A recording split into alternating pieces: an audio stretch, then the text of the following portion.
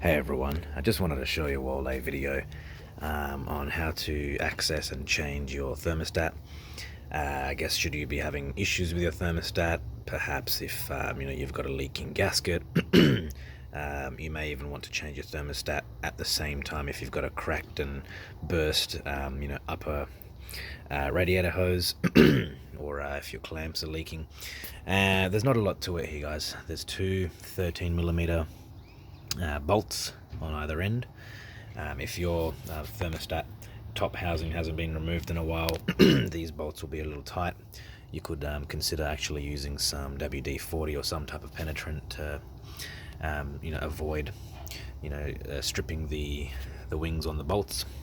So as I mentioned, you'll need a 13mm socket with an extension. I found made that easier. We could do it with spanners, but there's a bit of limited room for access.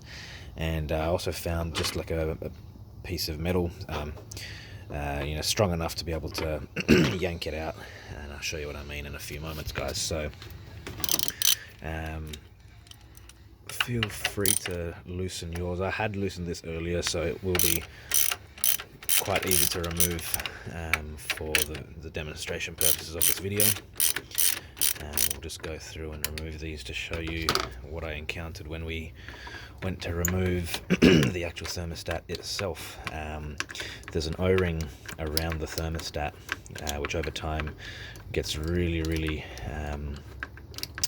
firms up.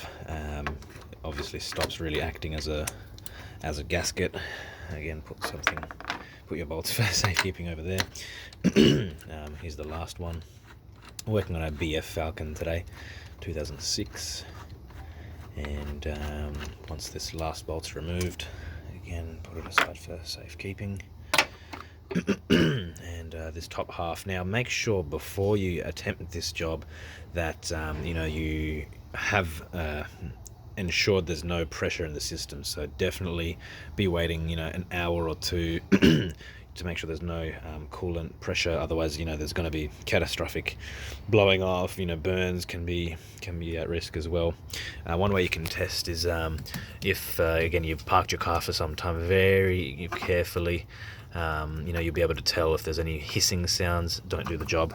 But even so, I'd opened that cap and we can already see some of the residual pressure in the system, even though I'd already opened this once and taken that thermostat out. Just by releasing the pressure from the system, we still got a little bit of leakage. Okay, so with the top cover off, you'll get some of the excess pressure behind the thermostat coming out of the bleed hole here. As we can see in this case, there's this thermostat and the O-ring hasn't been removed in a long time.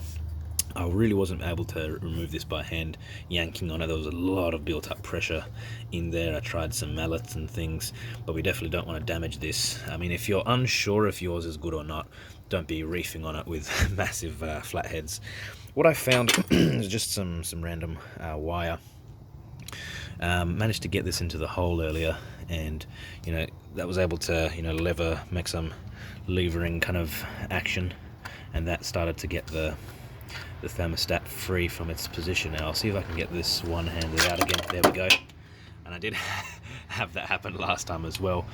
Take the opportunity, if you're replacing yours with a new thermostat, clean all this up, make sure the mating surface is nice and clean. And just to show you all the actual thermostat itself, bear with me a sec, guys. And here we have the thermostat removed, picked up from under the car.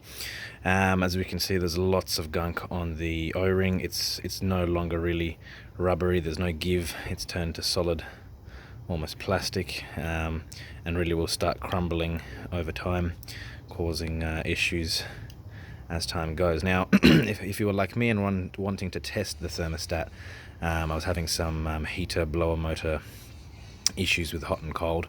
Still be chasing that problem going forward, because I had tested this putting it in a pot of boiling water on the stove, making sure we were at that 100-degree boiling, and I was able to verify that inner section of the thermostat was opening. So it seems like this thermostat is working well, but I will go and take the opportunity to replace the thermostat and the O-ring anyway, being that this definitely looks like it's had 323,000 kilometers, like the car's traveled. So, you know, there's really only something like $15 you can get a kit. I've got one from a local auto parts store before for my own Falcon. Comes with the O-ring and the thermostat itself, which you can just plonk straight in. As I mentioned, take the opportunity to really clean everything up, and the fitting process is exactly the same as a remover. You'll find with your new one, it'll really seat quite easily. And then once you have that down, you know, that thermostat cap will go back on top.